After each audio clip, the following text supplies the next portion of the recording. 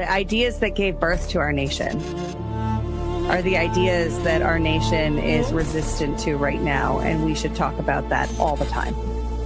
In a world where narratives are shaped by corporations and gatekeepers, independent voices matter more than ever.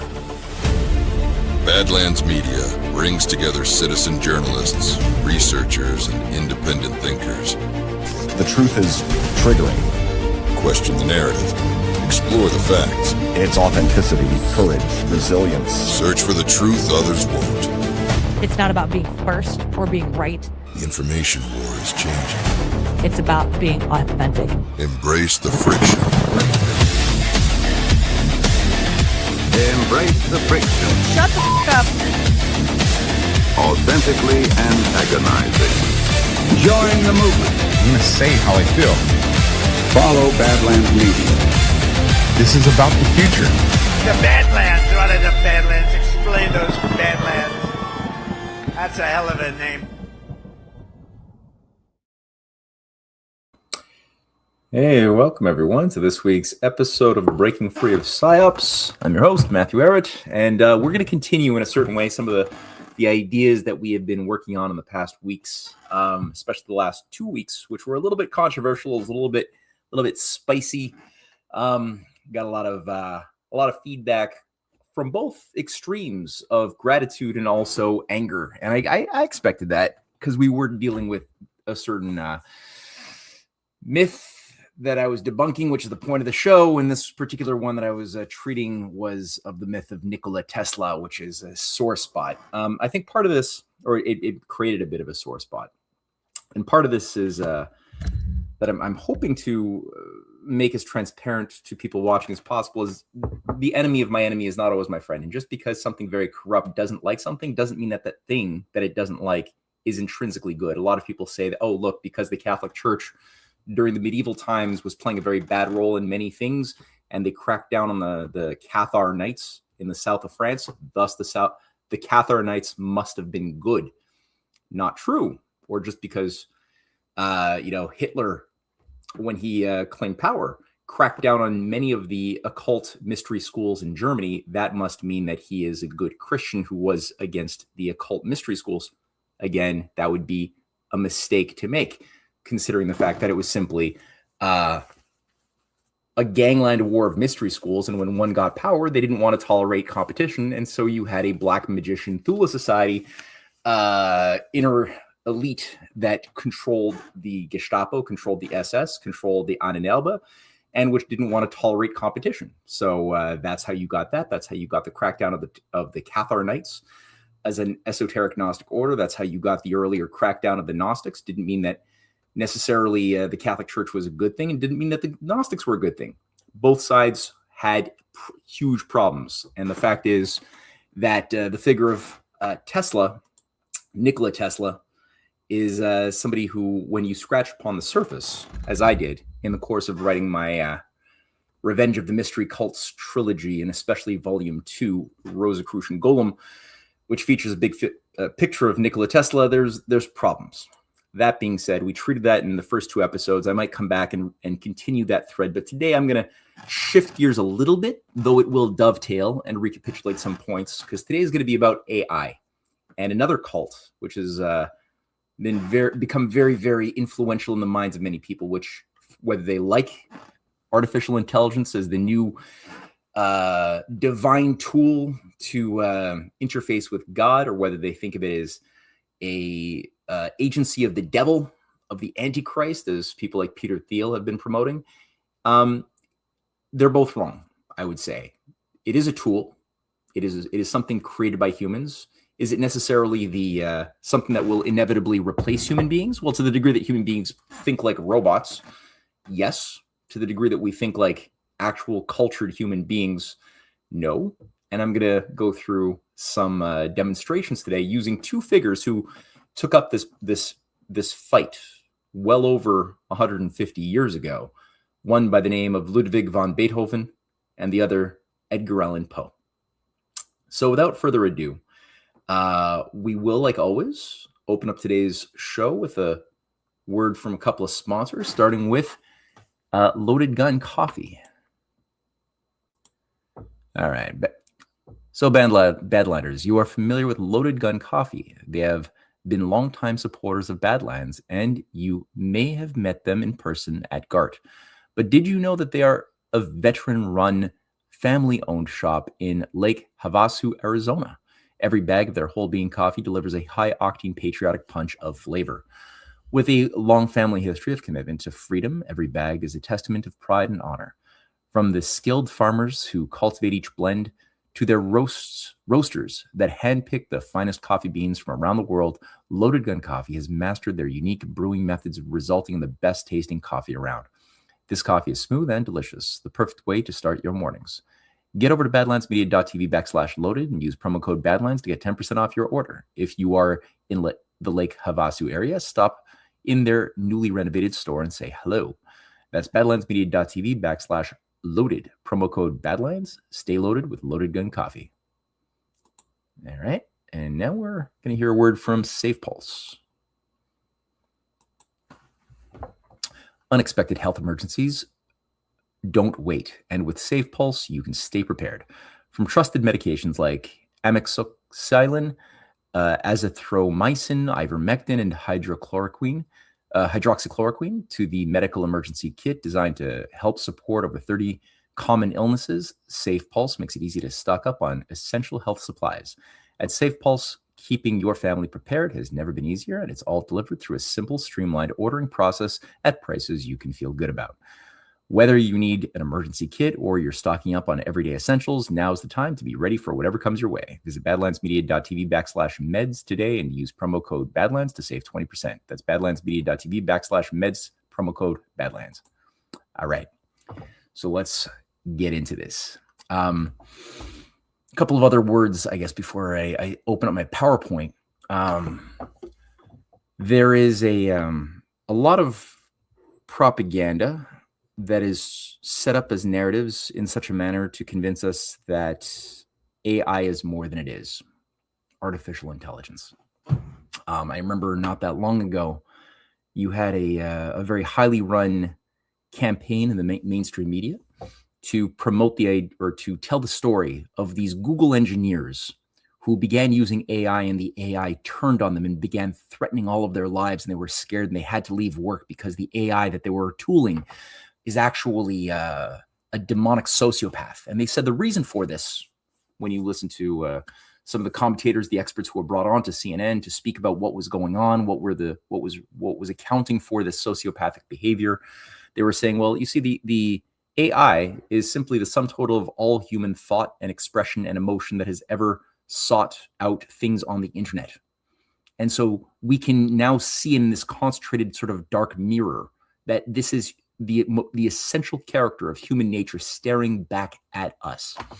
And so when a AI goes off the rails and immediately starts giving people threatens their lives, when it starts developing obsessive connections to humans who are using it, and as there's even a movie in Hollywood just about this very thing. It's a horror movie about a smart house, a Google house, where the AI bot, the disembodied, disincarnate voice, starts developing a relationship with the husband and with the children, and starts seeing the female, the wife, as a threat to be destroyed.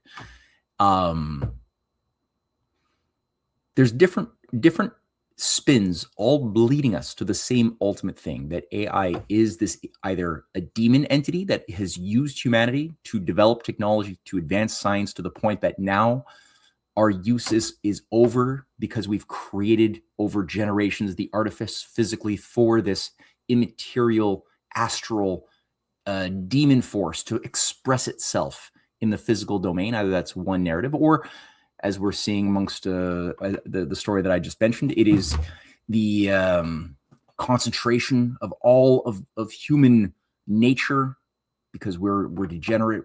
Human beings are looking at porn and looking at angry things and snuff films, and this is just what we are now.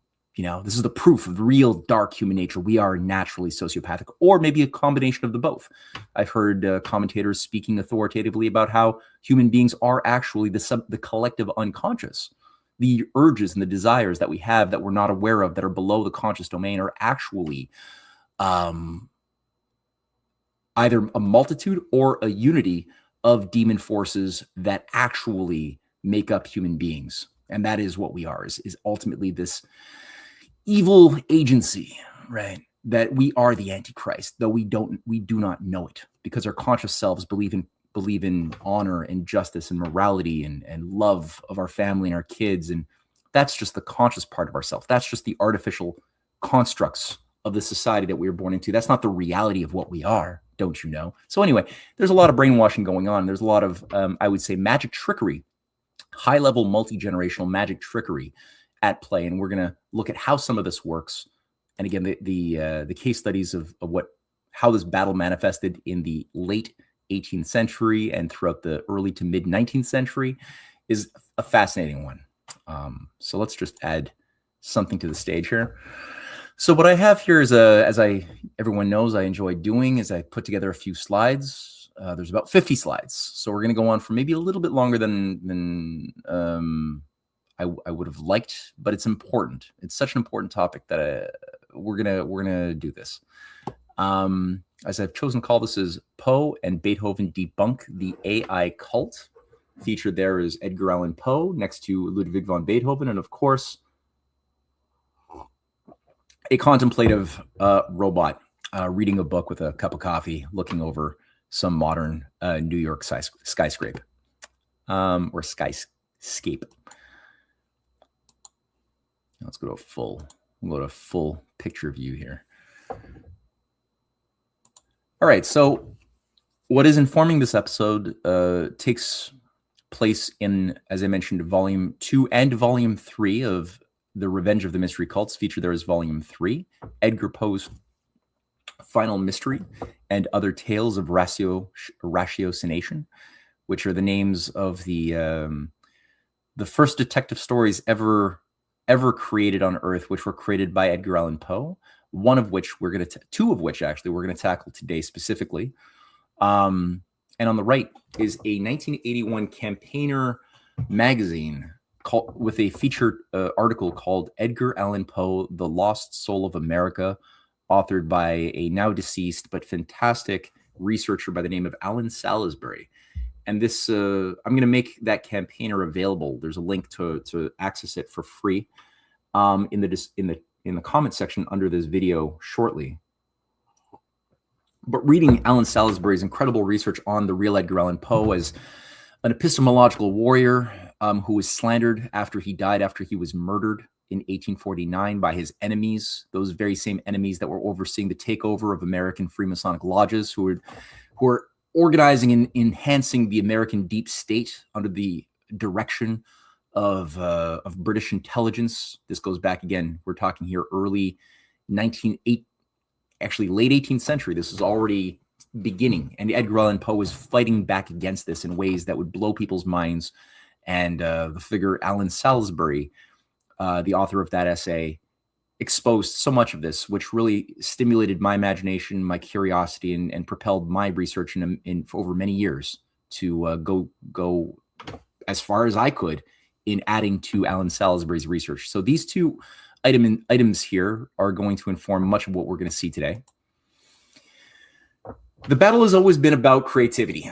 What you have right there is a very simplified model of what people like Peter Thiel, Ray Kurzweil, Yuval Harari, many other transhumanists all believe is organizing all of human civilization, which is on the red, the arrow going from a minimum to a maximum of technological progress increasing.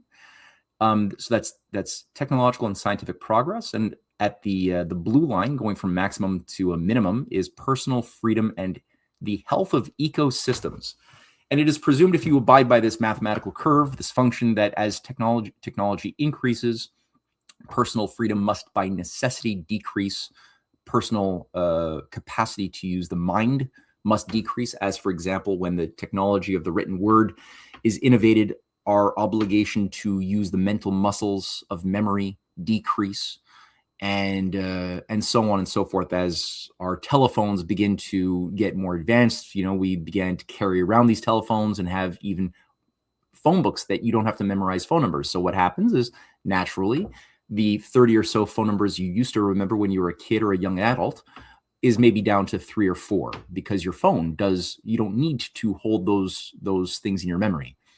Now that's a double-edged sword because now you're free to use your mind for other things. But if you're in a lazy, bad culture that encourages degeneracy, stagnation, superfluous pleasures that actually make us worse people, if that's what you're in, then you won't use that additional time that has been liberated by the increase of technology to do something better with your time. You will not do that. Increasingly, as you become more complacent, more useless, and adapt to the useless eater category of human that you're expected to, you become less and less capable of properly refuting the notion that a singularity is inevitably going to come about wherein you will be irrelevant. You will be replaced by better, more efficient computers, perhaps computers that could even become self-aware and judge that our behavior and let's say parasite or cancer behavior is identical, as we've had pumped into our collective imagination for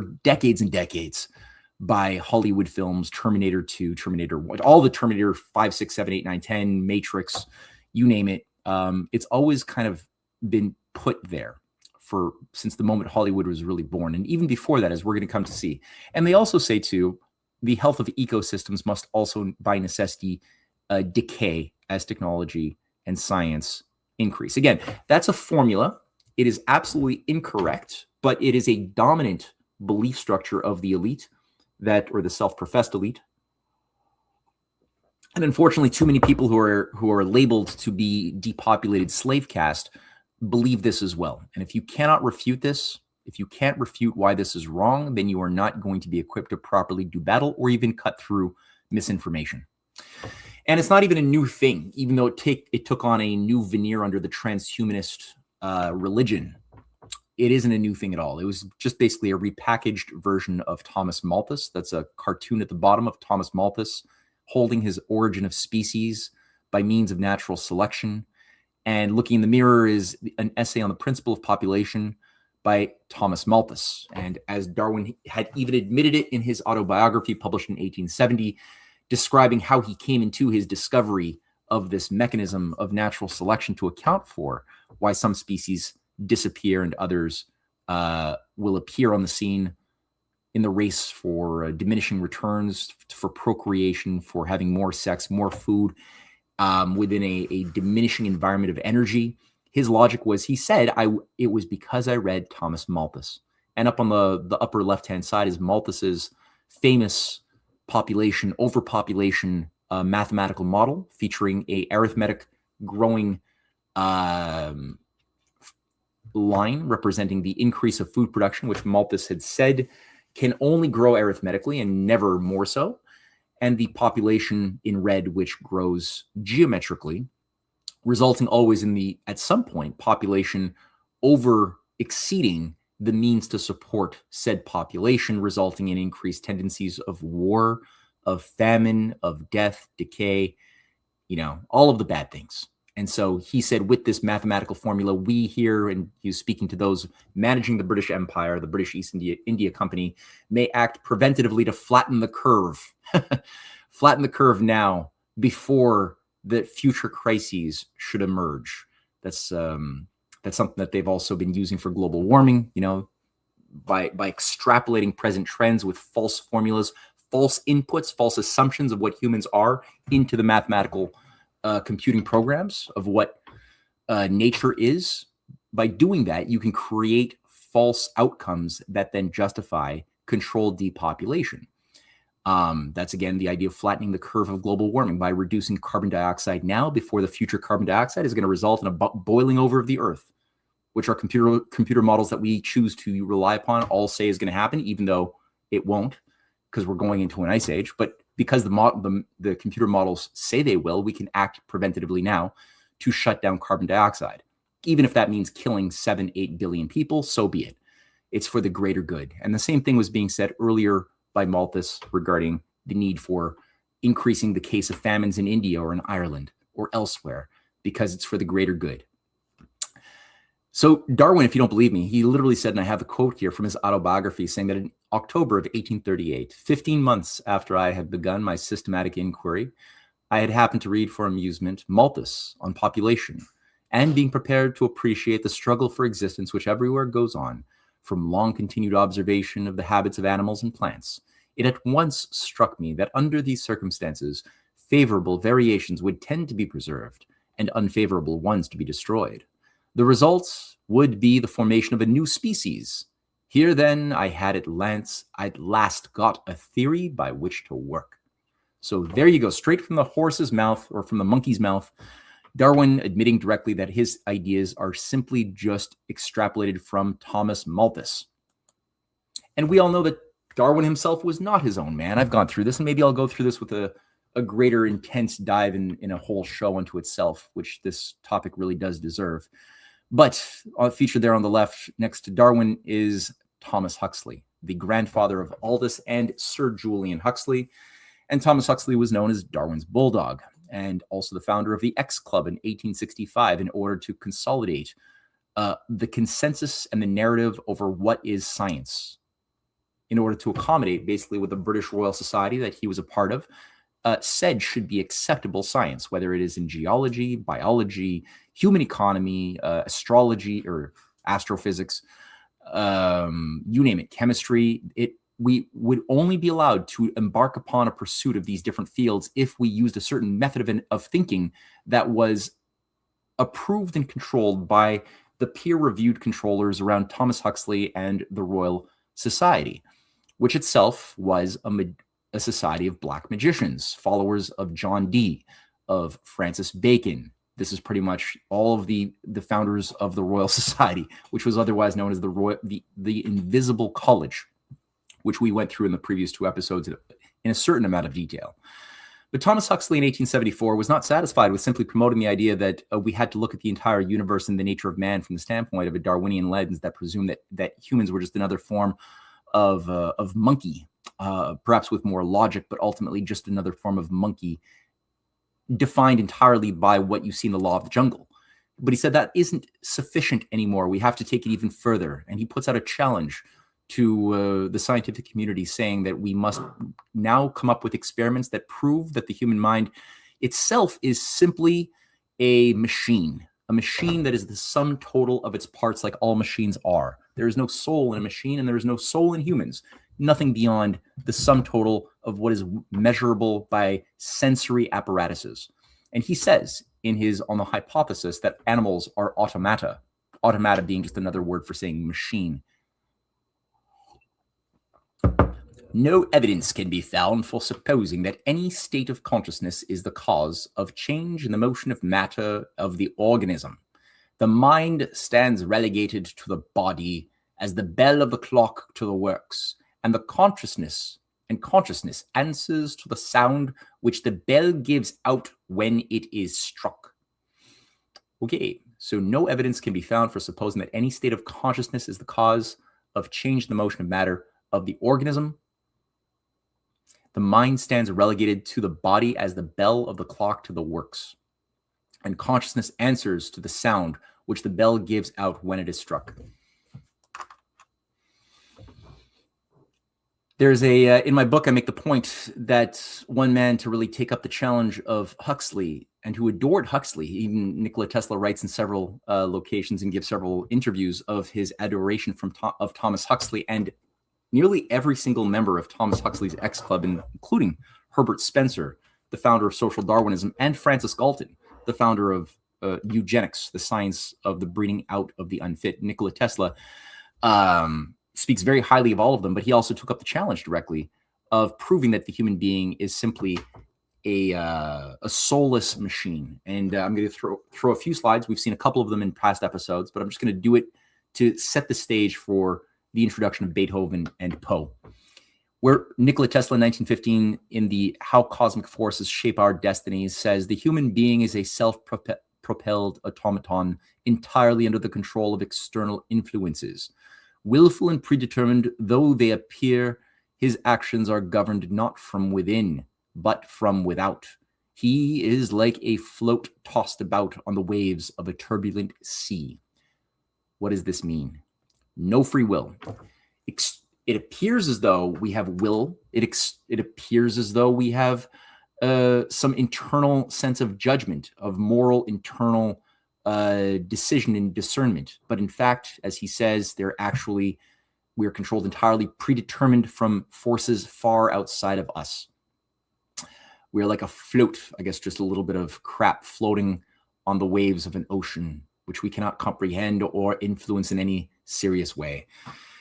A Tesla scholar whose research I have found very useful authored an essay, a very large essay called I, Robot, Nikola Tesla's Teleautomaton in 2019. That's Kendall Miller Thompson.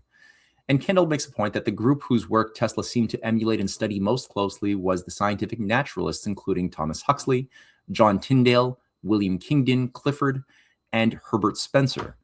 All of those names are all members of Thomas Huxley's elite X Club, the same X Club that, like I said, promoted Darwinism, but also created Nature magazine, a very influential science magazine that still exists to this day, promoting at various times eugenics, then later global warming, COVID fallacies, what have you.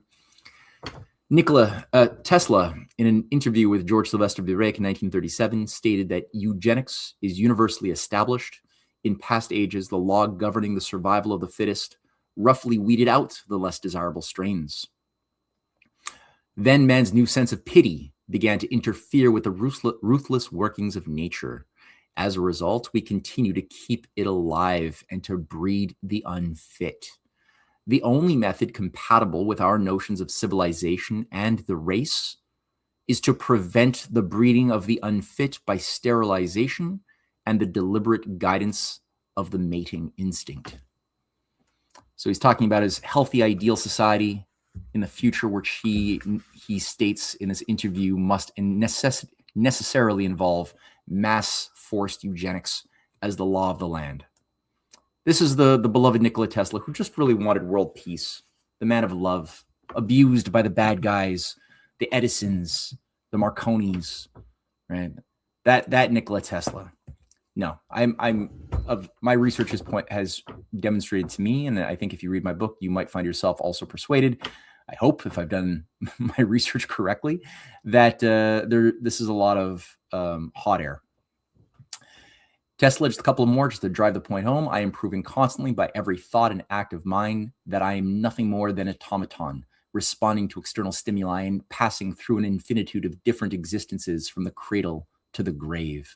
That there is no continuity of the I. When you were 5 years old, 12 years old, 20 years old, 30 years old, 40 years old, 50 years old, if you believe that this thesis be true, then we are just an infinite accumulation of different I's, that there is no continuity of something immaterial, transcendental, or divine that would transcend the different passages of the physical self from moment to moment. This is really an abuse of Heraclitus's adage that is often taken out of context, that, a river is never the same river. It is always a completely different river because the water molecules are always in motion, and so it is always a different river. Again, a major abuse of basic philosophy right there. Every thought that I conceive, every act I perform is the result of external impressions on my senses. So every thought, every idea, but what about ideas of justice, right? What about ideas of honor? Can you cut honor? You can cut physical things. You could divide them, subdivide them. You could weigh them, smell them, some things at least. But what about peace? What about love, right? What does that even mean to somebody who thinks this way? Do these even exist, or are they just abstractions that have no real ontological essence of being? Well, they don't. They actually do not have any reality to them. The soul, God, what does that even mean?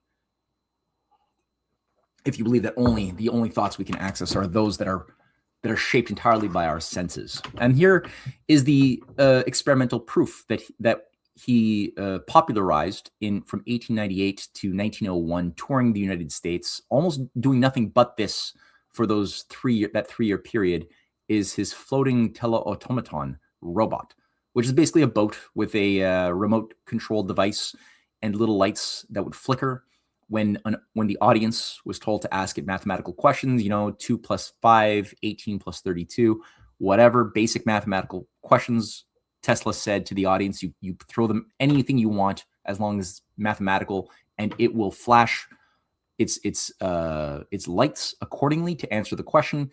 And he was doing this in order to literally not just to entertain the audience or show what a cool little invention this is. He was literally doing this, as he has said, in order to prove that there is no soul and that human beings, that this is essentially a new creature that he has evolved, which will inevitably move onward to fulfill Bulwer Lytton's dream. That's a picture, a contemporary cartoon of Tesla running his robot as a magician would.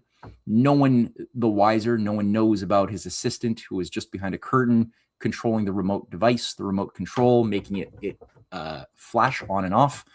The audience was never supposed to know. And it's like, if this was so, why would you lie about this, right? Just the first question is, why would you even spend 3 years of your life touring America lying about this, making an illusionist trick? What is the intention that must be behind the surface appearance of such an act and the words you use? And one of the things he was even saying when asked, how does this thing do it? He actually says he's communicating with it telepathically.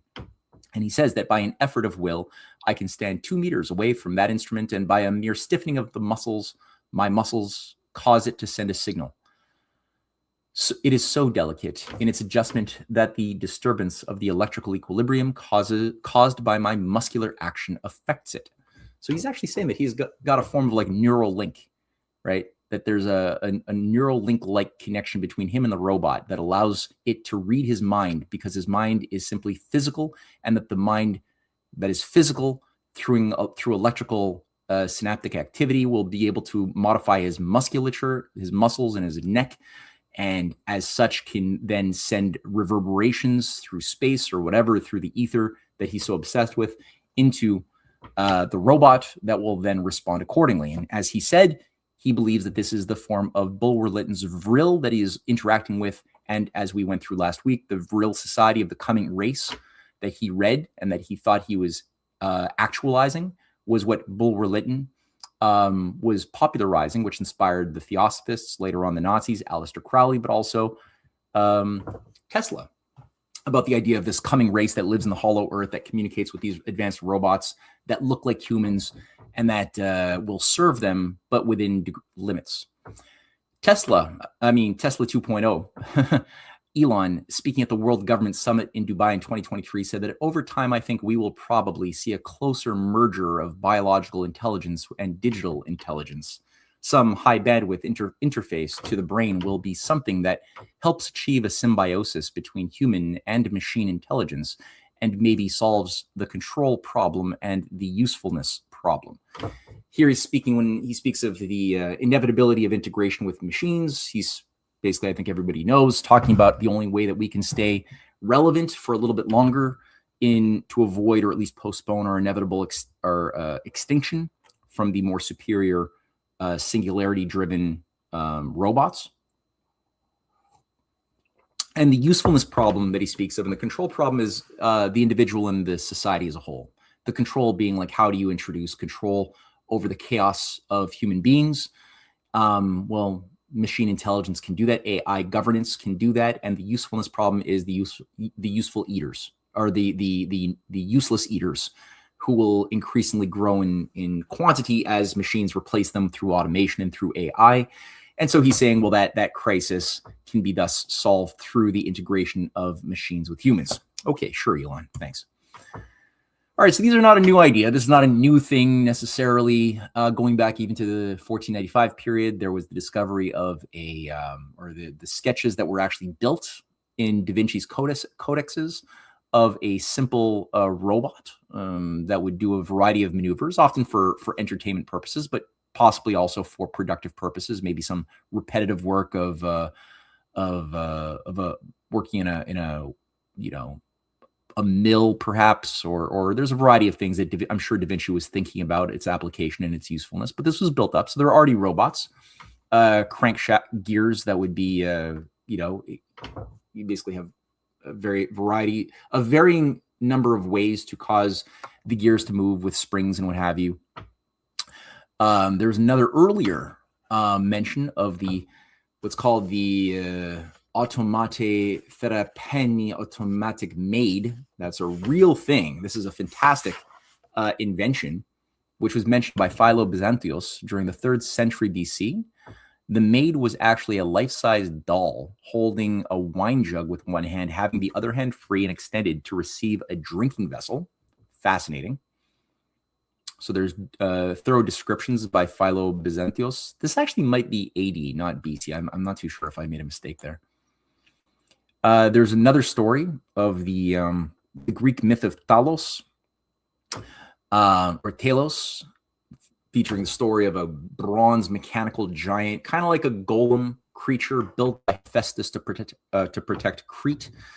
And this is featured in the story of Jason and the Argonauts during the pursuit of the Golden Fleece. And at one point, they encounter this island protected by Talos that throws rocks at them. And finally, Talos is defeated when an invocation of certain demons is brought to bear, and one of the demons serving Jason cuts it in the ankle, releasing this etheric fluid, which is basically like the blood of the gods, which is, I think, how a lot of the occultists like Bulwer Lytton think of Vril, and their idea of the luminiferous ether is really the blood of gods that we're channeling, and that perhaps only the most royally endowed amongst us have the power as sorcerers to channel, because of our connection perhaps to Nephilim or some other mythos, or Jesus's babies that were passed on through the south of France by the Merovingians. There's a variety of mythologies that have been built up to create stories to justify master-slave relations, and why only the royal bloodlines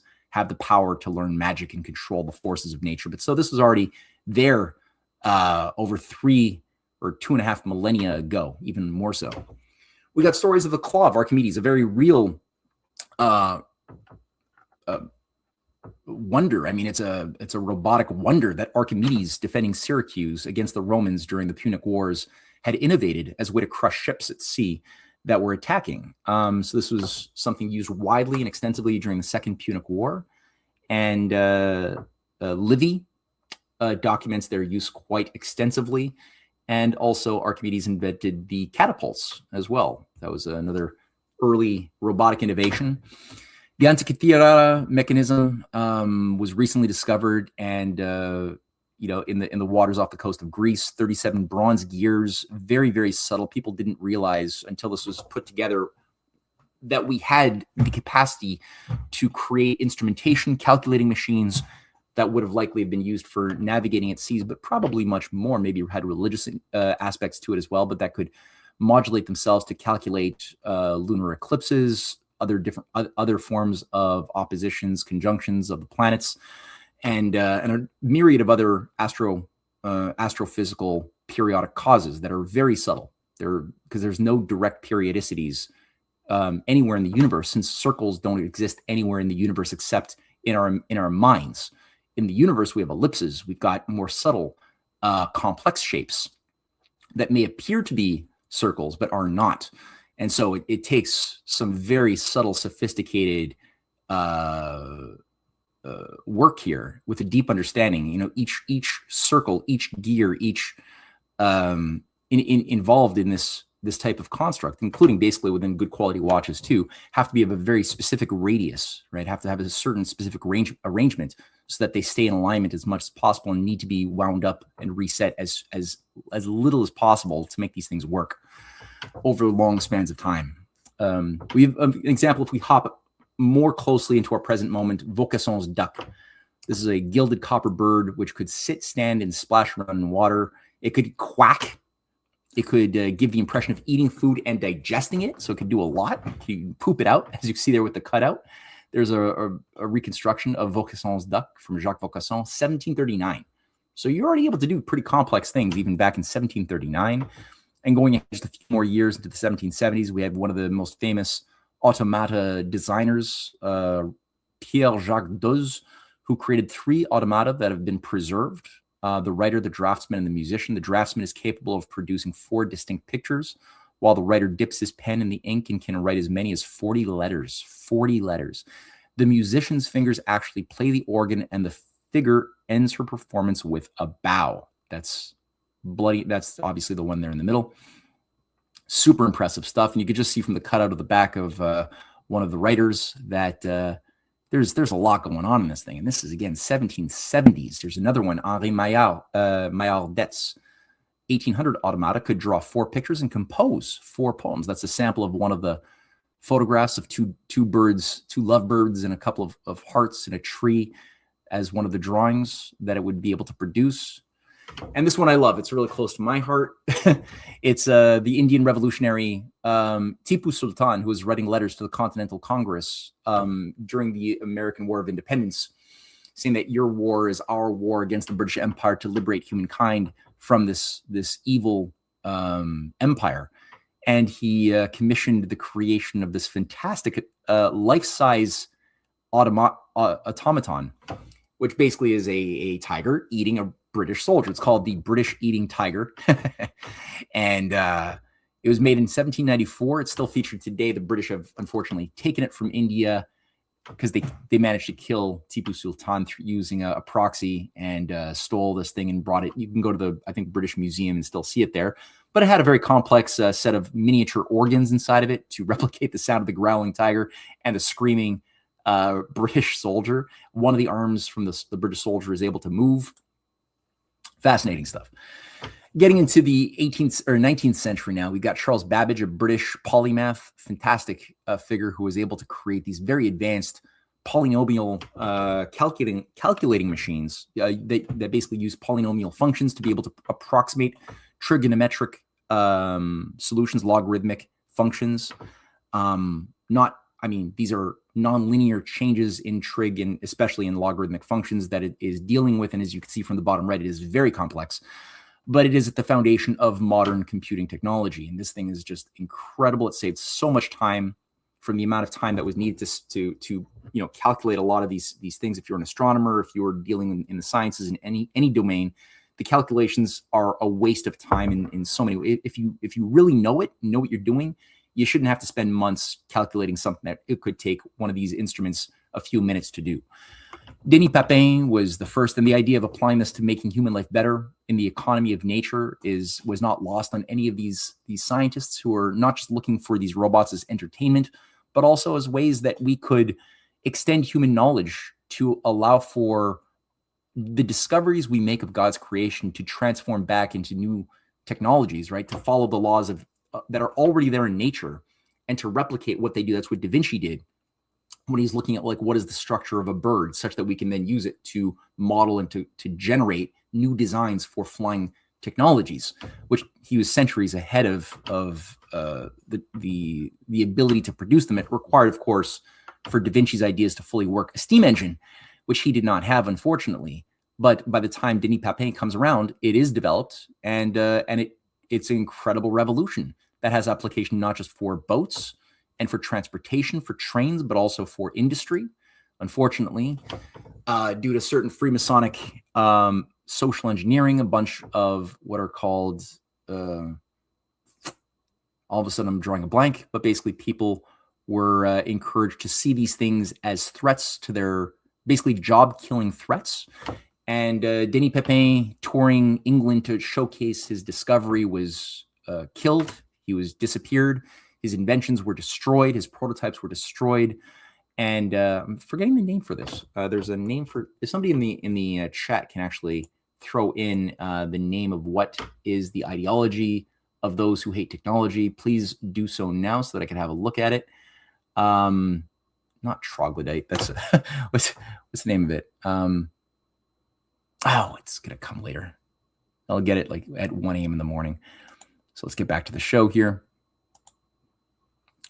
And then, ironically, something like this 1680 or so, and something like 40 years later, the same innovation, the same design for a steam engine emerges in England after Denis Papin, who had actually invented it, disappears. He dies. His invention is destroyed. His designs are just erased. Nobody knows what happens to them. And then they reemerge out of a British author, and now it's sold to the world as though the British were the innovators of steam engines. Not the case.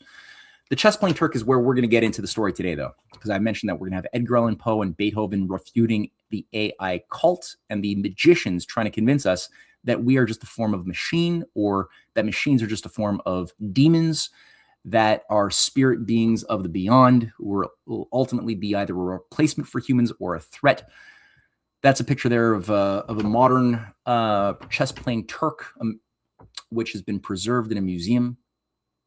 It's basically a very large, lifelike human with a chessboard in front of him and a hand which will go and move the pieces against a human opponent.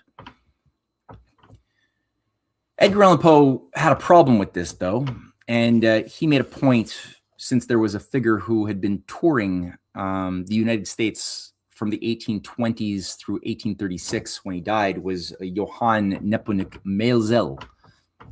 And this is known as Maelzel's Chess Player, was a story that Poe had written in, I think it was 1836.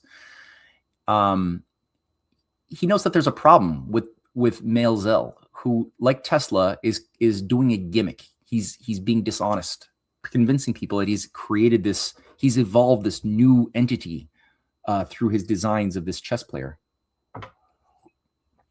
And earlier on, he didn't even invent it. He just, he basically took it from another inventor who we'll see something about. This chess player was actually created in the 1770s by von Kleppernen. I can never pronounce his name, but we'll see his name after.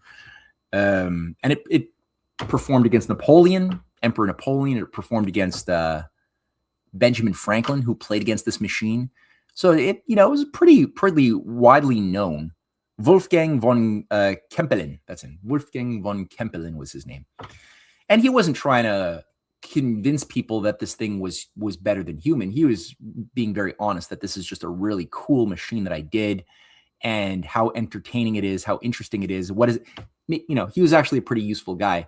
But then his idea gets purchased by Johann Maelzel in 1804, who has a very different idea. And he takes it to the United States from Austria and begins touring it for years, to great acclaim. And Poe, in his first Tales of Ratiocination, called On Maelzel's Chess Player, he debunks the fraud, and he proves that this cannot be a machine that just thinks for itself. This actually is a magic trick. But he writes here his own perplexity, and he says, perhaps no exhibition of the kind has ever elicited so general attention as the chess player of Maelzel. Wherever seen, it has been an object of intense curiosity to all persons who think. Yet the question of its modus operandi is still underdetermined.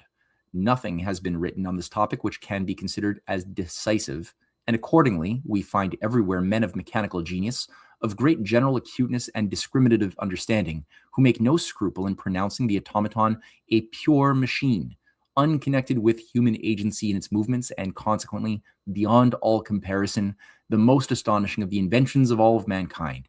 And such it would undoubtedly be, were they right in their supposition. So if they were true, if all of these people promoting this thing, the press and everybody was promoting this thing to be what it is, if it really was that, then it surely would be the greatest, most astonishing of inventions of all mankind. Certainly. But is it? So to answer that question, let's introduce, who is he? Johann Nepomuk Maelzel was born in 1772, died in 1838. That's a picture of a metronome and a picture of Maelzel next to it.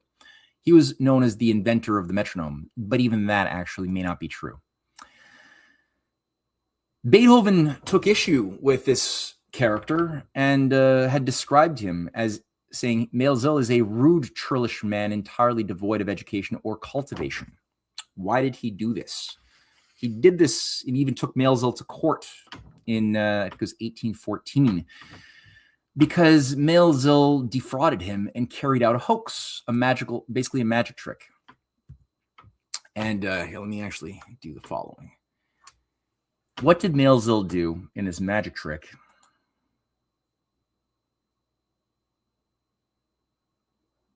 Here, I'll show it this way. So Maelzel had developed what's known as the harmonicon, which is featured there at the right. It's a one machine symphony. It has horns, it has brass, it has an organ, it has a variety of different instruments, and it can play, as it was heralded, polyphonic music And as Malthus was saying, is that it could compose, perform, and replace any musician inevitably. And it was a living demonstration that the musicians, the work of people like Beethoven, like Mozart, was going to inevitably be replaced by machines. And Beethoven took the challenge. He said, okay, you think that that's true? They got together and they said, and they had a bit of a bet. And they said, okay, let's use this opportunity during the Napoleonic Wars to raise some money for the widows of fallen soldiers who died fighting Napoleon's armies. And I'll produce the music, he says. I'll produce the music, and then you can tour this machine using my music. If you say that you're so good and you could do whatever I do, that you could perform whatever a human orchestra performs, you're saying you can do it. Well, let's see you do it. I'm going to make the music. I'll give it to you. You perform it, and we'll see how it goes. Malthus goes and does it. He takes the music that Beethoven produces. It's called his unofficial 8th Symphony, otherwise known as Wellington Symphony, the Wellington's Battle of Victoria, which is itself kind of a weird name. And he begins to mutilate it. So he gets the audiences to believe that he is actually what they are listening to from his machine is Beethoven's music. But Beethoven finally gets the chance to listen to it, and he says, whoa, that is not my music. You just mutilated my music. You took out all of the development. You removed a lot of the voices, a lot of the sounds in order to make it compatible with the machine, because the machine is ultimately using very cyclical motions, right? It's using repetitive, kind of like things that can be charted on a sine wave.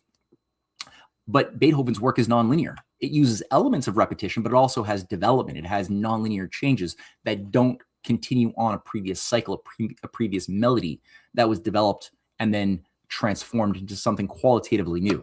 So he's pissed, and he takes him to court because Malthus was saying that he wrote it. He removed Beethoven's name. He's saying that this was Beethoven's, that this was an original text. That's not true.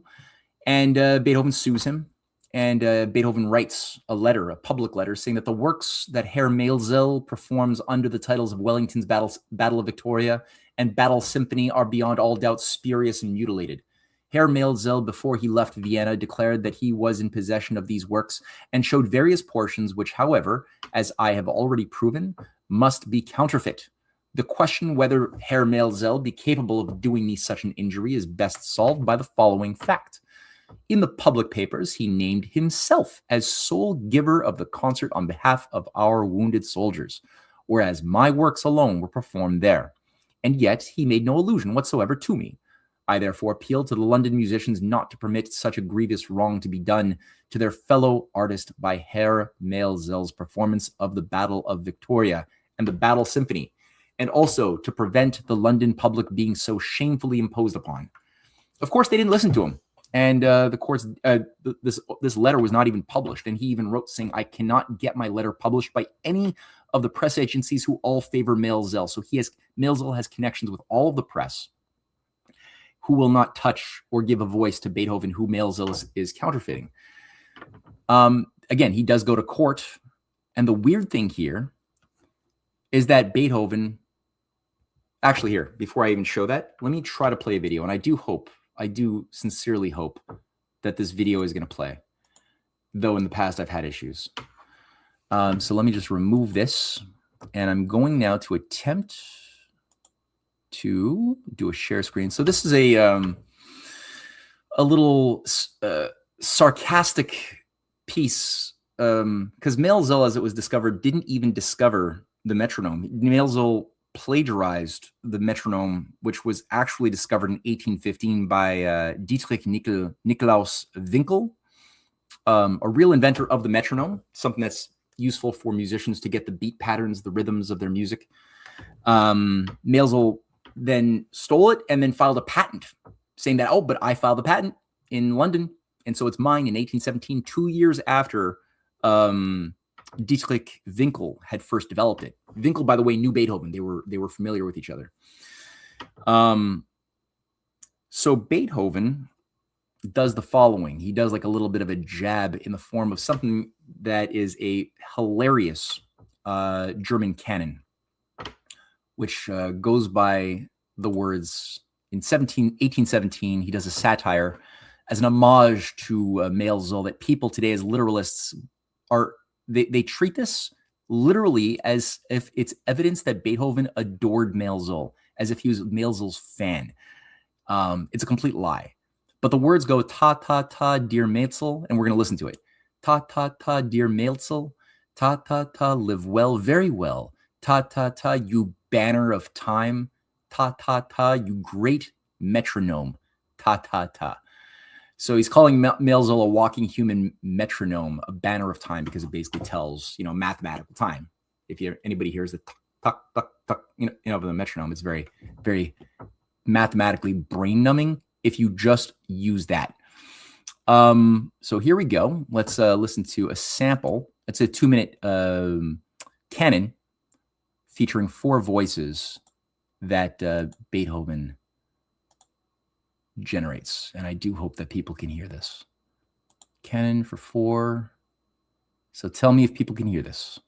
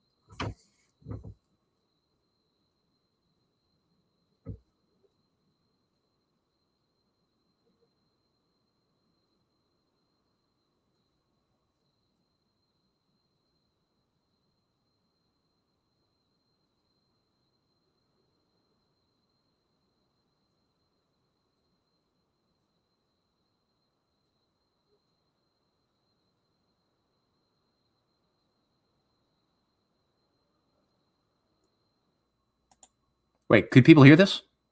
Can't hear? Damn it, silence, nothing, no sound. Well, gee whiz, mute screen audio. Ooh, Rebel Nader is not happy with me bashing Nikola Tesla. Best thing I've heard all night. Is that actually a shot at my presentation here? I hope not. That would be kind of rude. Let's try this one more time. Now, back in the day, I was always able to. It was fun watching me enjoy it. It is really good. It is really good. I when I was doing the show with Gordon, I was always able to play these videos, and they would always work just fine. And yet, for some reason, now I'm doing the add to stage. Let's actually just completely remove it. Let's end our whole thing. We're gonna do a share screen again. We're gonna do also allow access to audio in the tab. Yes, I want to allow access to audio in the tab. Of course I want that. And then I'm going to click on the tab, which is Canon for Malthus. Good. And then I'm going to share. Okay. I know why. Because every time I clicked on the tab, it deactivated the allow access to the audio. So now I'm sure it's going to work. We're going to do this. I'll do a sample quickly, and then I'm going to... Okay, so just tell me if it works.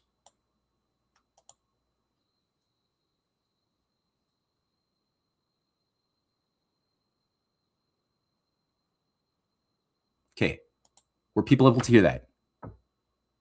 I just stopped it for the moment. Could people hear that? Just write yes or no. Were you able to hear some guys singing? No, just now? You couldn't hear it just now? Nothing? Oh, that's too bad. Well, I'll make this a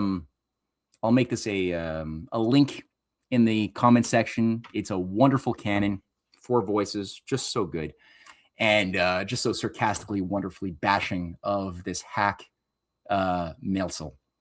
So we'll get back, and it's too bad. It's I would sing it for you. Anna says, "Sing it for us, Matt." I would love to sing it for you if I had 3 other voices, but it's basically like ta ta ta ta ta ta ta ta ta ta ta ta ta ta. Oh, lieber Metzel. Ta ta ta ta ta ta ta ta ta. Anyway, it goes on like that, but you need to have 4 voices that do the overlap and the interplay. Anyway, doesn't matter. I will maybe splice this into the version I'm going to upload on my channel, so people will at least, I'll get rid of all of this awkwardness and just have it go seamlessly into the video when I play it eventually on my channel. And until then, I'll put it under the comment section when I'm done today. So back to the show. And I was hoping to also play a sample of the 8th Symphony, the Wellington Battle Symphony, but I won't be able to do that either. Sadly, that's okay. That's okay. Share screen. Let's get back to the presentation. Okay. So here's where it gets, again, people hear me talking about multi-generational magic tricks when it comes to UFOs. The UFO disclosure movement is a big psyop. It's a multi-generational magic trick. When it comes to Tesla, same thing. So what does that mean? How does this work? Well, one of the things when you're dealing with a sorcerer class, people who use stage magic, but they think long-term to make the false appear true, is they create myths usually after somebody dies. You know, when Poe dies, what happens? Well, his enemies end up co-opting all of the stories, the narratives that are published as his official biographies. You have Rufus Griswold, his actual nemesis in life, who is the one who is controlling the principal narrative of Poe's life that is used for the next 150 years after Poe is murdered. His character is assassinated, stories around him being a death-obsessed, drug-ridden degenerate obsessed with eros and sex and drugs and murder is what is then baked into the story of what motivated him, what animated his identity. And the reality of what he was doing is completely lost based on these myth makers.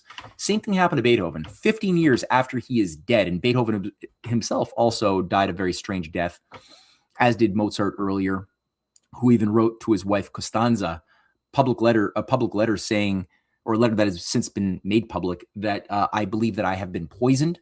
That was Mozart.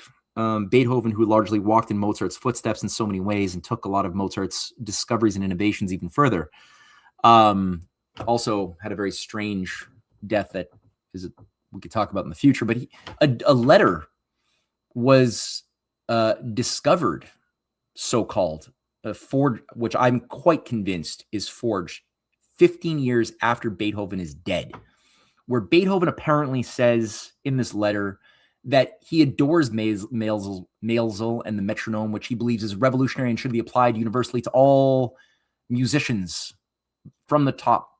That concepts like allegro, andante, adagio should all be eliminated. That is, the speeding up, the slowing down, the subtleties of musical composition and performance should be eliminated completely in favor of the metronome principles of Malthus, the mechanical, machine-like behavior of music making in its performance that allow for machines to replace humans. So that's apparently what Beethoven said in this letter, supposedly written in 1817, but only discovered 15 years after he's dead. And I'm just going to read it. It's so over-the-top, cartoonish, but yet scholars treat this as if it was really Beethoven who said it. And Beethoven writes, "So far as I am myself concerned, I have long purposed giving up these inconsistent terms, allegro, andante, adagio, and presto, and Malthus's metronome furnishes us with the best opportunity of doing so. I here pledge myself no longer to make use of them in any of my new compositions. It is another question whether we can by this means attain the necessary universal use of the metronome. I scarcely think we shall.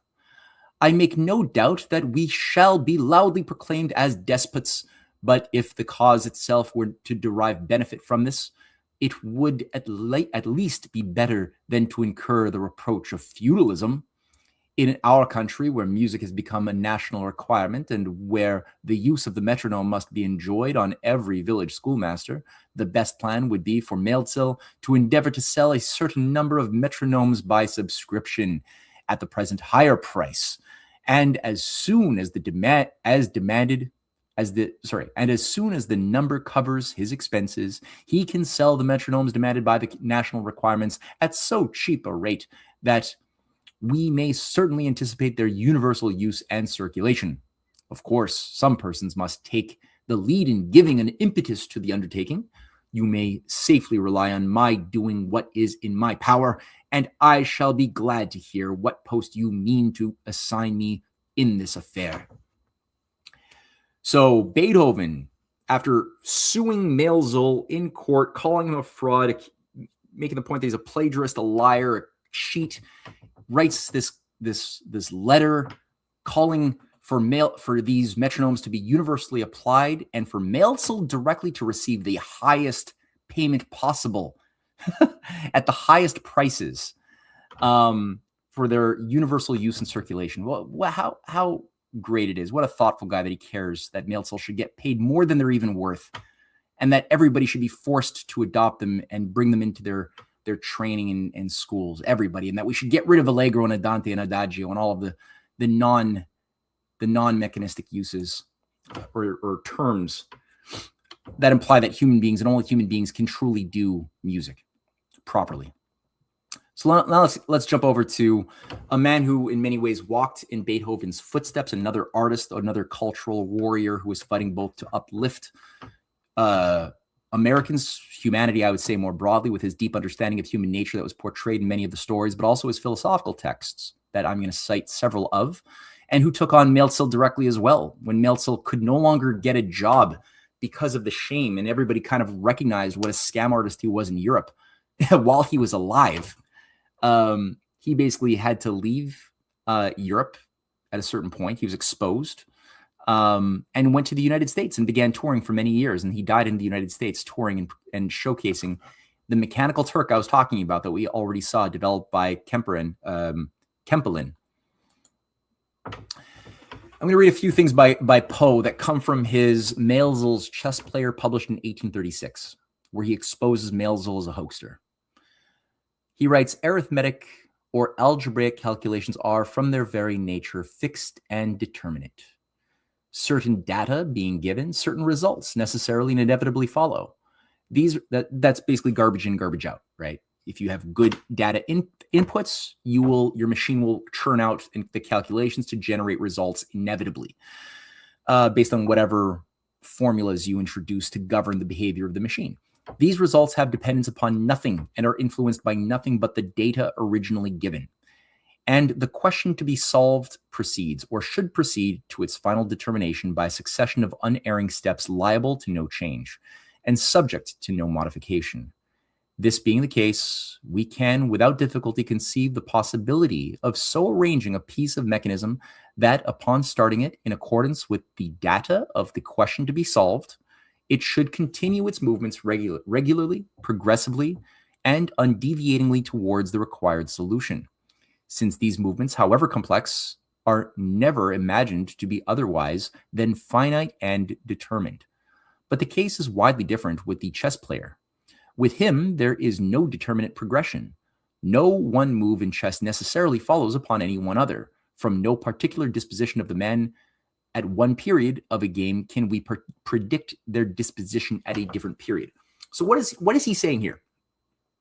That basically, if you are a true machine, a machine will necessarily follow certain it'll be detached from emotions, right? There won't be any of these messy emotions that clutter the judgment of what the machine will do. It will always pick what it will always make the decision that its internal programming had commanded it to do, with no chaos, right? It'll just do what it does in every step of the way. Every challenge will be answered with the same type of formula, or the same type of information that was inserted into it by the designer.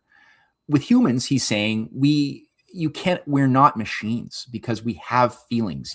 At one moment, how we feel is going to be determined how our minds will react to a series of choices that we could make in this game. But the game itself the game of chess itself has limits. Even though there's a plenitude, almost a near infinite amount of choices that you could make to make a game unfold from beginning to checkmate or stalemate, there is a limited array of the space is limited, the quantity of spaces is limited, the players are limited, the amount of rules that define the behavior of the pieces are limited, whether you're dealing with a bishop or a rook or whatever, or a pawn. So, but the human being playing this limited game has emotions, whether we like it or not. And so those emotions will always be inclined to slight changes. Even for the most controlled person who practices Zen Buddhism, there will still be a subtle influence of the emotional state as the game proceeds on. Or as the same person plays the same opponent 2 days in a row, what they feel the second day is going to be slightly different from what they felt the day before, and no amount of meditation will ever change that fact. He says here, now even granting what should not be granted, that the movements of the automaton chess player were in themselves determinate, they would be necessarily interrupted and disarranged by the indeterminate will of his antagonist. So this robot, if it was truly this robot that can do all of these things, then the very antagonist, the human being playing the robot, being an emotional person, should cause a certain amount of disarray in how the robot will proceed onward.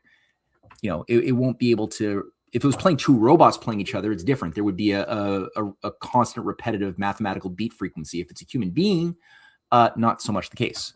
There is then no analogy whatever between operations of the chess player and those of the calculating machine of Mr. Babbage, the Babbage that we'd spoken of earlier today.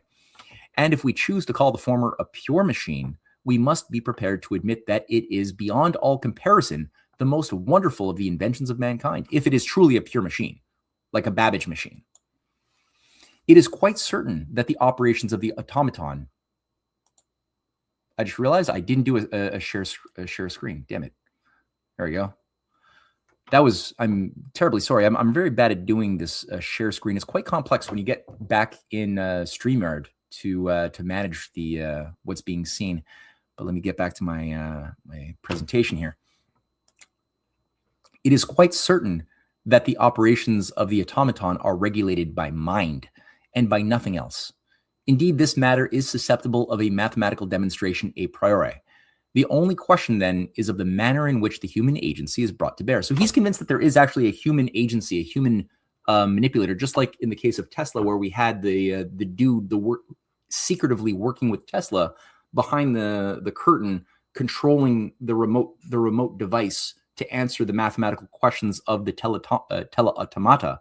So too is he saying there is evidence of a human being, perhaps a secret human being, a hidden one, but there's an evidence of human mind. And he goes through in his Malthus chess player short story.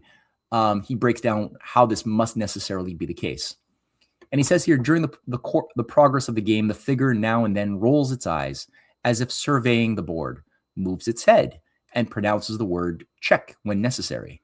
If a false move be made by his antagonist, he raps briskly on the box with the fingers on his right hand, shakes his head roughly, and replacing the piece falsely moved in its former situation, assumes the next move himself.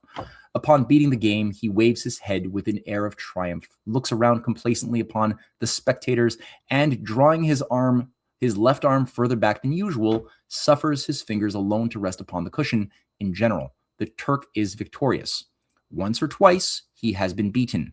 The game being ended, Malthus will again, if desired, exhibit the mechanism of the box in the same manner as before.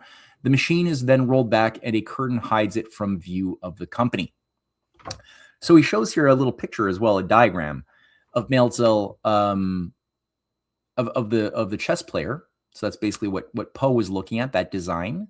And Malthus will always, like a good magician, open up the different doors on the desk in a certain ordering. And Poe demonstrates that based on how he's always opening the doors, that the human being who's inside of it, who Poe says is actually strange, his assistant, a German guy whose name is Schumpeter, who also plays chess quite well, is never in the same room whenever the performance begins. And why doesn't he open up all the doors at the same time? He always has a certain ordering which would allow for the person inside to hide in the right moments. And also, why is the chess player a little bigger than a normal human, such that a human being could fit inside the chess player, as we see here with this diagram? There's a few additional things that Poe says. He says here that in the course of this essay that he writes, which forms the basis of his Tales of Ratiocination, that there's always an agitation below the left shoulder of the Turk, implying that somebody is sticking their arm in to move the Turk's machine-like arm, that it doesn't always win, that if it was a machine, it would likely more or less always win. It doesn't. Mirrors are inside the machine. He's like, why would you put unnecessary mirrors inside the machine to make it appear larger and more complex than it really does? mirrors should have no place inside of a machine like this, but they're there. The winding up, he says, based on how much this device is wound every single performance, there's, you have to wind up the gears, but there's no spring that would match that is visible anywhere in it. And certainly the game will go on sometimes for hours, which no machine with that size would be able to do if you just gave it one crank, one wind. So there must be something other than the cranking system.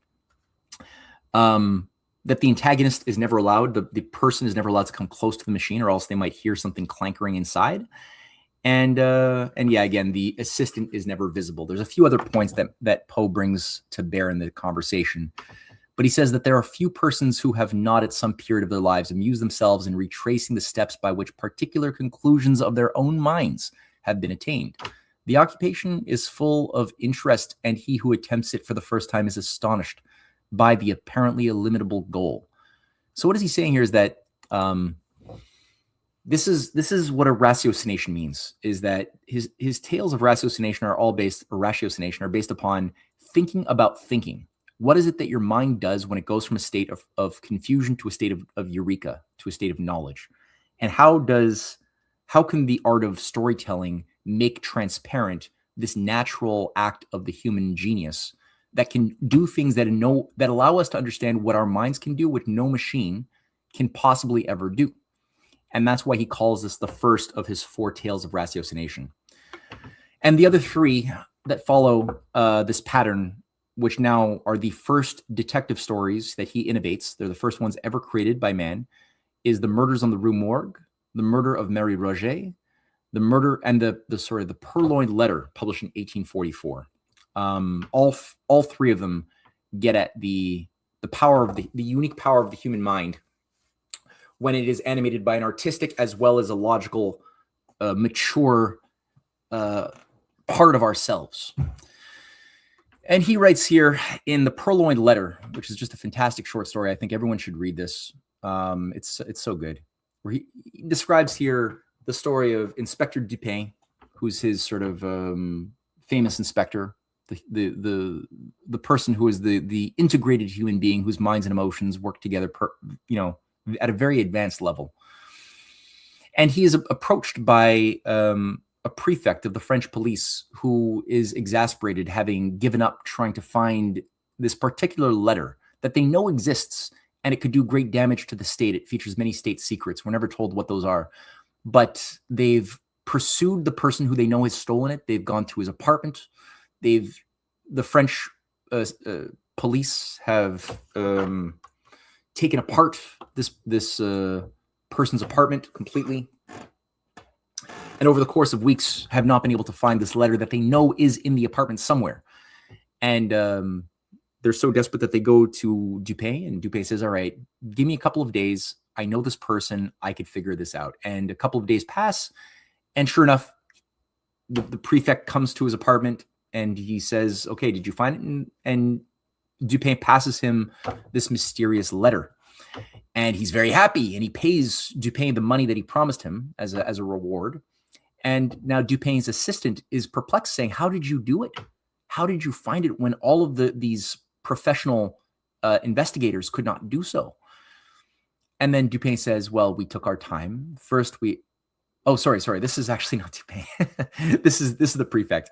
This is the prefect explaining the problem to Dupin, saying, we took our time. The prefect says, first, we examined the furniture in every room. We opened all the drawers. We looked under the rugs. We searched behind all the paintings on the walls. We opened every book. We removed the boards of the floor. We even took the tops off of the tables to see if he had hidden the letter in the table legs. But we cannot find it. What do you advise me to do? Says the prefect to Dupin. And so this is where, this is where Dupin says, okay, I can figure it out. And he goes and discovers it. And a few days pass and gives the letter that he found to the prefect. And this is now the conversation I was setting the stage for, where his assistant, now in awe and wonder, asks him, how did you do it? And he says, well, first of all, you have to be aware of the deficiency of the prefect and his cohorts, his collaborators. He says the prefect and his cohort fail so frequently, first by default of this identification, and secondly by ill admeasurement, right? Or rather, through non-admeasurement of the intellect with which they are engaged. They consider only their own ideas of ingenuity, and in searching for anything hidden, advert only to the modes in which they would have hidden it. They are right in this much, that their own ingenuity is a faithful representative of that of the masses. But when the cunning of the individual felon is diverse in character from their own, the felon foils them, of course. This always happens when it is above their own, and very usually when it is below. They have no variation of principle in their investigations. At best, when urged by some unusual emergency, by some extraordinary reward, they extend or exaggerate their old modes of practice without touching on their principles. So it's their false principles, their axioms, that are the flawed things that are holding them back from making their discovery. If they're dealing with an actual felon that's using creativity, they can't do it. And he says, like, look, I know him well. I know this person who stole this letter. He is both a poet and a mathematician. And he describes how he is both trained in the infinitesimal calculus, but he's also a poet. So he's not one or the other. He says, as a poet and a mathematician, he will reason well. As a mere mathematician, he could not have reasoned at all, and thus would have been at the mercy of the prefect.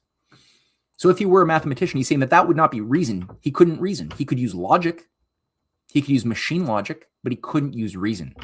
But as a mathematician, as well as a poet, he can use proper human reason, and thus he was able to foil the prefect. Now, if you want the answer to how he actually found the purloined letter, you got to read the tale. I'm not gonna spoil this for you, because it is a beautiful discovery, and it's a short tale. It's maybe 10 pages long. So you could even read it in an hour sitting down and just enjoy it. But Poe, and I'm going to end here, or I'm going to follow this up with a second story called Eureka. And in Eureka, Poe deals with several influential ideological influencers of the society that he is living in, and who he identifies as being a danger to freedom and a danger to the American people specifically, and those who aspire, like he does, to defend the principles of liberty outlined in the Constitution and founding documents. And in his famous 1848 prose poem, as he calls it, it's a prose poem, Eureka, his thoughts on the material and spiritual universe, he takes aim at Immanuel Kant, at Emerson. Immanuel Kant, the founder of the categorical imperative and sort of a modern Aristotelian of ethics that was a contemporary of Beethoven.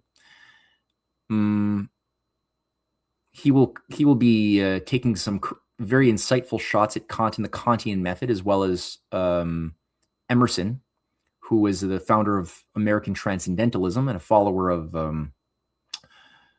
Carlyle.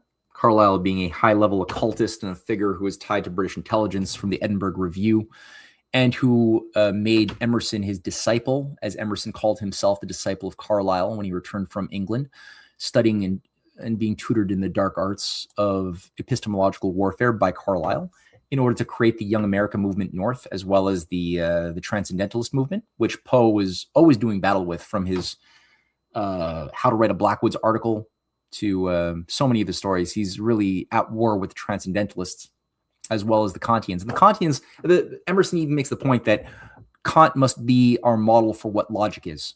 So for Transcendentalism's outcomes and conclusions and cosmology to work as Emerson truly does understand it, as well as Thoreau and others who follow in this vein, he says that we have to ensure that people's understanding of what is the mind, what is logic, or what is reason has to be Kantian. And then if that is true, then our response, our solution to the Kantian problems that destroy creativity, that create a stifling tyranny of logic, can thus be defended and grown to transcend the tyranny of logic.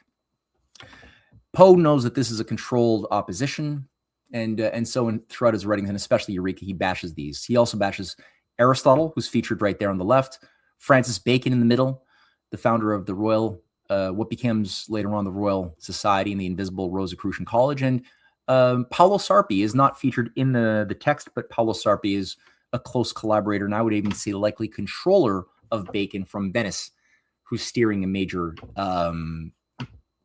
deep state operation inside of England during the late 1500s and early 1600s, which Bacon is overseeing. So within Poe's Eureka, that's a front cover of it. This was written, like I said, just a few months before he dies, a very mysterious death. He was assassinated by his enemies. I have a documentary that I made with Cynthia and David Goslin, which people can find on the the Rising Tide Foundation website if they want to see this full story in great detail. But here, let's get at the essence of Poe, right now. He says, "Do you know that it is scarcely more than 8?" Oh, so okay. Just as a word of context, this story is featured about 1,000 years in the future. So like 2848 or something is the date of this future civilization. And there's this character who's writing about what people believed in the past, what types of ideas govern their thoughts about what is the mind, what is logic, what is reason. And this character, this narrator says, "Do you know," and he's writing a letter, "do you know that it is scarcely more than 800 or 900 years ago since the metaphysicians first consented to relieve the people of the singular fancy that there exist but two practicable roads to truth? Believe it if you can. It appears, however, that long, long ago, in the night of time, there lived a Turkish philosopher called Ares and surnamed Total. Here, possibly the letter writer means Aristotle. The best names are wretchedly corrupted in 2,000 or 3,000 years. The fame of this great man depended mainly upon his demonstration that sneezing is a natural provision by means of which over-profound thinkers are enabled to expel superfluous ideas through the nose. But he obtained a scarcely less valuable celebrity as the founder, or at all events, as the principal propagator of what is termed the deductive or a priori philosophy." So, okay, he's introducing here one of the two paths that people of the insane past used to believe were the only paths to knowledge that we were permitted to use for the mind. Is he's saying that Aristotle, which is true, it formulated this method called deductive or a priori philosophy, which means you start with assumptions, you start with rules you assume to be true, but you do not prove that they're true. You must simply assume that they are, accept them to be true, and with that blind faith in the truthfulness of these unexamined assumptions, these axioms, you then build an edifice of thinking around which you can interpret the data, the empirical evidence that we encounter in whatever field we choose to look at. Another name for this is, so two names are deductive analysis. You start with assumptions, and then you adduce the meaning of empirical data based upon the belief and assumptions, or a priori philosophy. Same thing.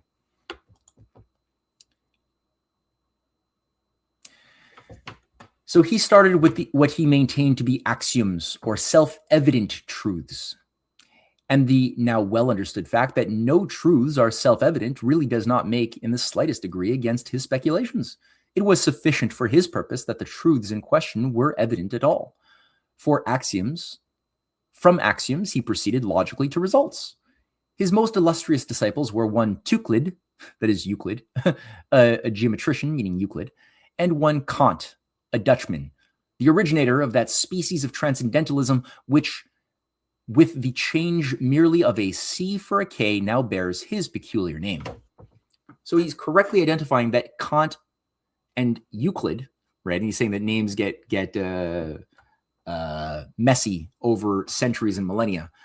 But it's true. Euclid created a formula and his elements that in Euclid's elements, he basically tries to consolidate all science in these very specific books, these 14 books of his elements, or I think it's maybe even 3 books of elements. But they all begin with a list of axioms and postulates and definitions that you must simply accept to be true. So he's using the Aristotelian method in the form of trying to co-opt and consolidate all astronomy, knowledge, mathematics, geometry in the course of the time that he is alive, Euclid. And then he says, but this is continued by Kant, a Dutchman, and he's saying that that is where transcendentalism arises, because transcendentalism is a solution to a straw man called the fallacy of logic, represented by Kant. You see how this works? Controlled oppositions. And again, the satire is just fantastic. And this is another thing that only the poet can really get it, at this feeling of proper satire, right? Which a machine is very literalistic. It tells terrible jokes. It doesn't have a sense of the nuance of the comedic instinct. It could do things that approximate the comedic instinct by extracting from what human beings do, but it can't actually do that. But if that instinct can be erased and crippled through the education system in a shit culture in humans, then humans without that instinct won't be able to properly see what a computer cannot do ontologically. And Poe goes on to say, well, Aristotle flourished supreme until the advent of one Hogg, surnamed the Ettrick Shepherd, who preached an entirely different system, which he called the a posteriori, or inductive. His plan referred altogether to sensation. He proceeded by observing, analyzing, and classifying facts, instantia naturae, as they were somewhat affectionately called, and arranging them into general laws. So he's basically saying, okay, then we had people saw that this was getting stiff, and so you had as a response this new system of a posteriori, where you start with your senses, and then you extrapolate. You look for patterns in your senses till you find enough patterns that you could then label something a law. But it's not really a law, because it's just simply a pattern, something that has repeated itself. So that is something useful for sure, but it is not reason. It is simply one of the two false paths of creeping and crawling, as he calls it, that will not allow us to make true eurekas. Because he's all about, as the title of the essay says, eurekas, right? What makes you leap outside of the limits of the cage of inductive and deductive logic. Of course, the Ettrick Shepherd is both a figure who is a real person in the Royal Society, a Scottish philosopher mathematician whose name I'm forgetting, but also Hogg, which is another word for Bacon, because Bacon is the popularizer of the a posteriori inductive method as a response to the limits of Aristotle. Again, controlled oppositions.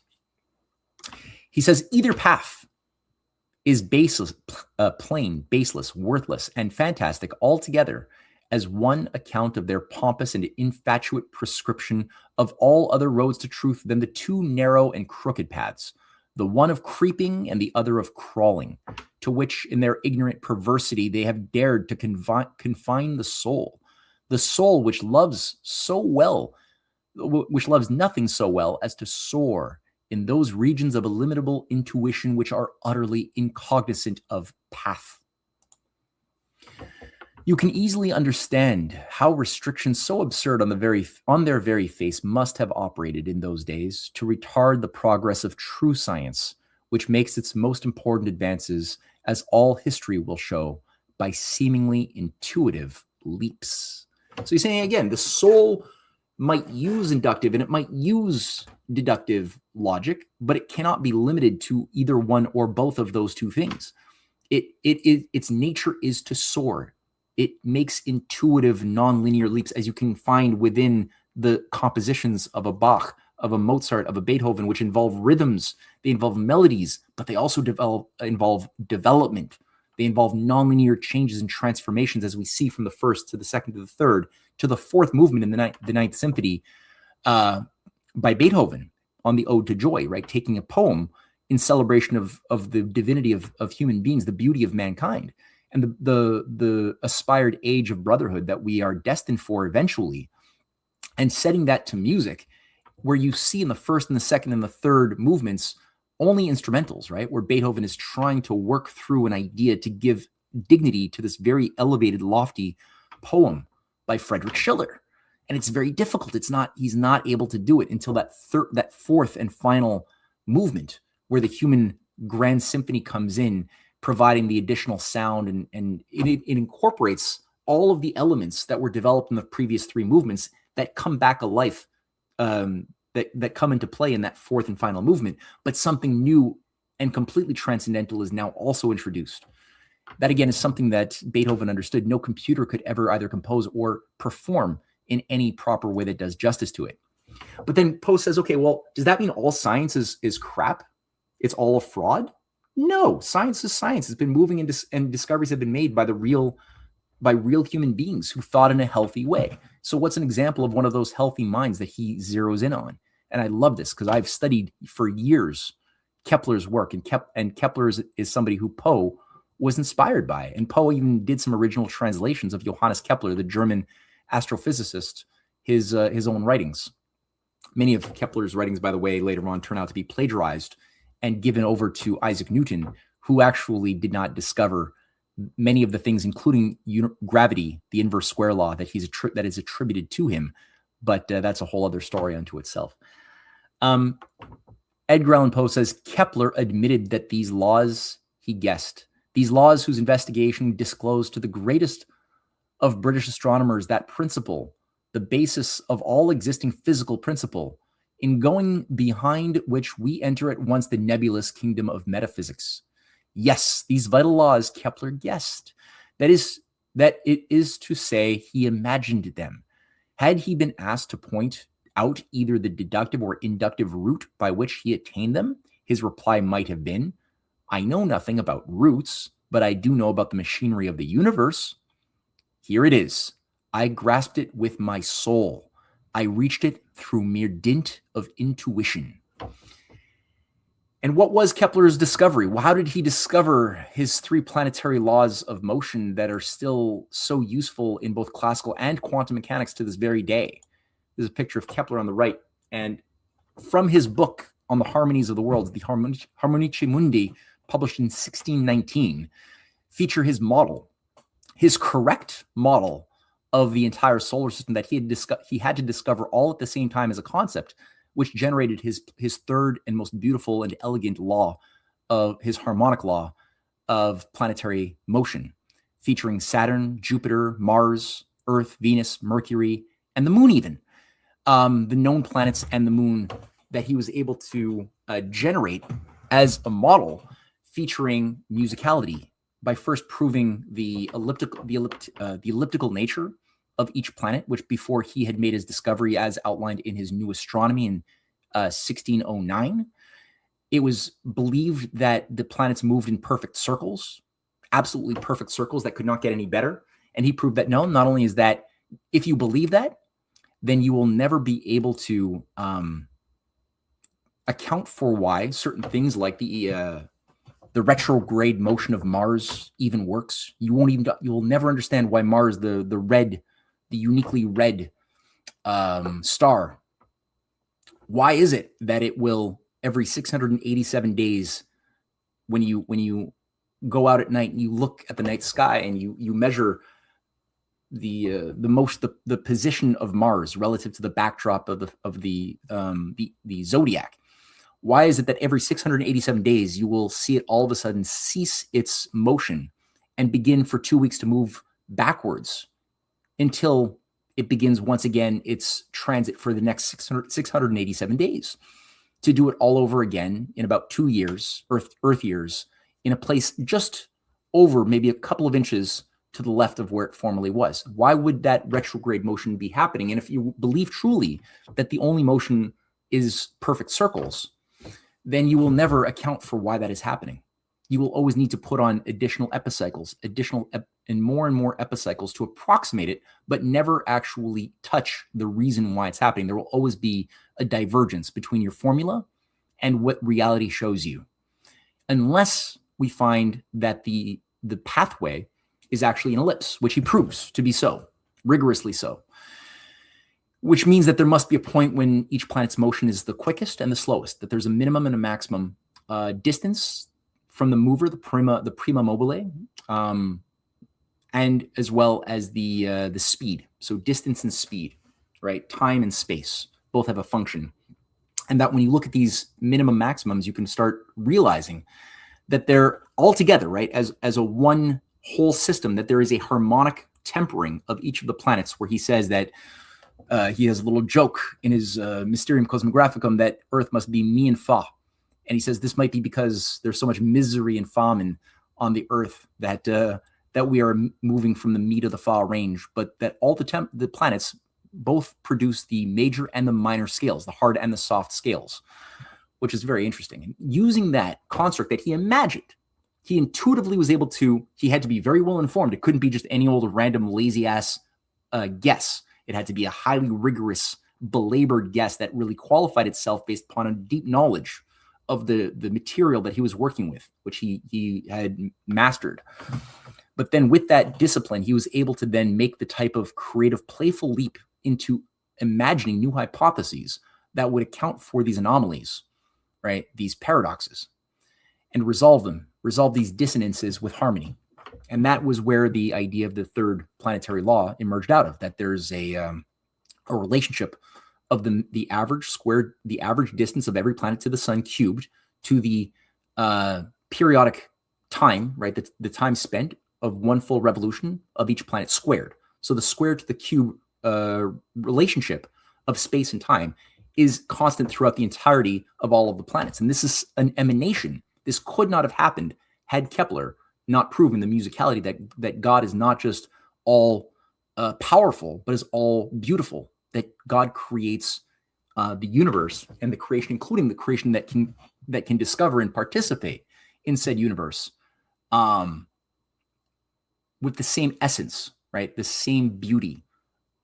And as Beethoven said, that when asked, like, what governs your compositions? He says, I aspire to have my art as being to be as rigorous as it is free.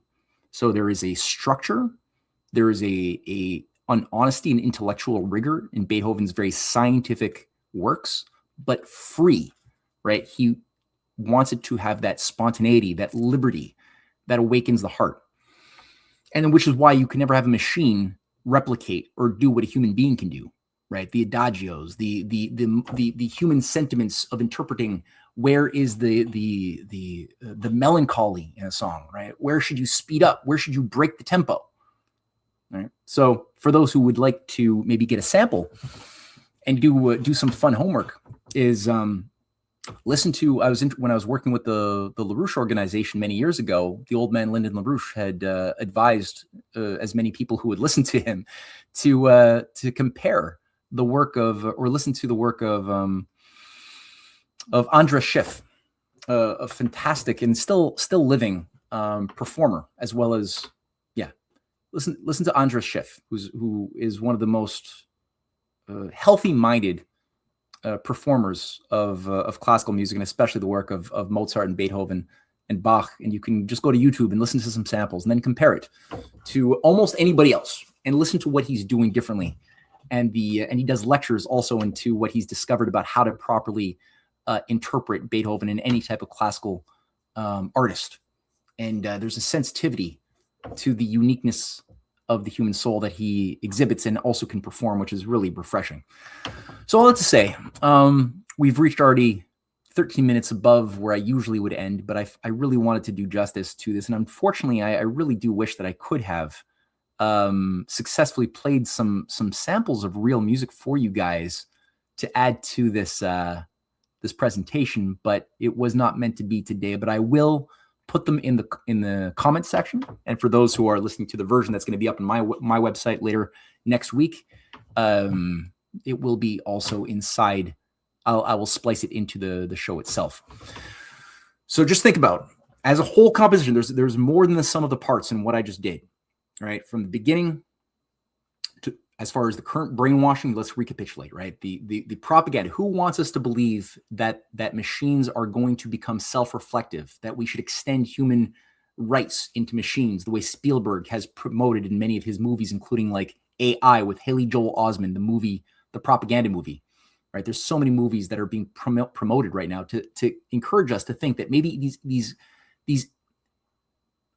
droids, right? Whether it's Star Wars or whatever, maybe they're human just like that. Maybe they are a new species that are evolutionarily coming into being. Maybe they have feelings just like we do. Maybe they will replace us, or maybe at the very least we should extend human rights to the machines. Maybe we should merge with the machines, with Neuralinks and test tube babies to stay relevant, all right, to get more machine-like and thus more human. Or maybe these machines are in fact demons, right? Maybe they're spirit entities, kind of like what Malthus and his followers, his magician class, were promoting to Americans and to Europeans back in the day, that they're spirits from the beyond that are animating these machines, that they will ultimately replace humans. Will replace the artists, will replace the thinkers, the scientists, that we don't need to be artists anymore. We should just be happy, maybe with universal basic income, and just like wait to be permitted to just die and be euthanized, the way Tesla has encouraged the mass sterilization of the unfit in his own published writings and remarks. Maybe that's actually the way we should go. So a lot of fallacies there. And I encourage people to listen to a lot of Beethoven, read a lot of Poe, listen to maybe the documentary, Edgar Poe's Final Mystery, and A Tale of Two Murders that I released a few months ago that I mentioned once before, but and also that book that I mentioned that I was inspired by from The Campaigner, that people can check in the comments section in a few minutes, that accompanies my book series on the Revenge of the Mystery Cults. So I will read one last thing, and then I'll look at the comments to see if there's anything that I might have missed, because I wasn't really able to look at comments just now. There is, I believe, one more ad that I might have missed. Soft disclosure, lotion detectors. Let's see if I got that here. Soft disclosure, lotion detector. I thought I had it set up, but I don't. I don't seem to have it set up. Oh, well. All right. So thank you very much. And I think next week we'll finish the story of Tesla proper. There was one last section featuring Tesla's mentor, Sir William Crookes, that I think needs to be told to properly close that chapter up and move on to other psyops that we need to break free of if we're going to navigate the coming storm. So thank you very much, and I'll see you all next week.